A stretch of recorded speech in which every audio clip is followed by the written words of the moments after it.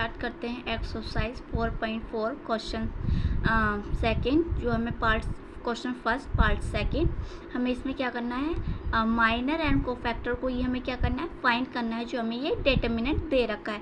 तो माइनर और कोफैक्टर हम फाइंड करते हैं। यहाँ कैसे करेंगे, देखो हमें ये दे रखा है, पहले इनके नेमिंग हमें पता होनी चाहिए, ठीक है, जो हम यहाँ लिख पाएँ। जैसे हमें फर्स्ट माइनर निकालना है, तो माइनर के लिए हमें क्या चाहिए, नेम चाहिए। तो जो ये एलिमेंट है, अब यहाँ ये देखो फर्स्ट रो पे है और फर्स्ट कॉलम पे, तो 1 और 1 होगा।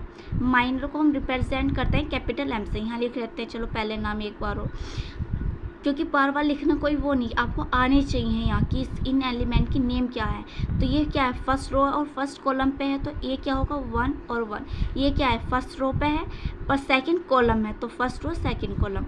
ये क्या है, सेकंड रो है पर फर्स्ट कॉलम है। ये क्या है, सेकंड रो और सेकंड कॉलम, तो ये है। तो ये क्या है, 1 और 1, 1 और 1 लिखा है। तो 1 और 1 का मतलब ये है कि यहाँ इस वजह से लिख रहे हैं कि आपको ईजी रहेगा। पहली तो रो है और पहला कॉलम है, 1 और 1 पे हम चल गए। जब हम ये चल गए तो ये हाइड हो गए, मतलब ये नहीं दिख रहे, तो हमारे पास क्या है, बस डी है, ठीक है, ये फाइंड हो गया। अब 1 और 2 है, अब 1 और 2 मतलब फर्स्ट रो है और सेकंड कॉलम में। जब यहाँ चल गए तो हमारे पास ये हाइड हो गया, क्या बचा, सिर्फ बी बचा है। अब यहाँ आ जाओ, second row first column, second row और फर्स्ट कॉलम पर जब चलेंगे तो हमारे पास क्या आएगा, सिर्फ यहाँ सेकंड रो और सेकंड रो है और फर्स्ट कॉलम पर जब चलेंगे तो हमारे पास क्या बचेगा, सी बचेगा बस। अब यहाँ आ जाओ, सेकंड रो और सेकंड कॉलम है, तो सेकंड रो और सेकंड कॉलम में तो हमारे पास क्या बचेगा, यहाँ ए बचेगा खाली। अब यहाँ निकालो, देखो कोफैक्टर को रिप्रेजेंट करते हैं कैपिटल ए से। तो ये देखो 1 और 1 ऐड करो, क्या है 2, 2 जो होता है इवन होता है, एज इट इज़ लिख दो।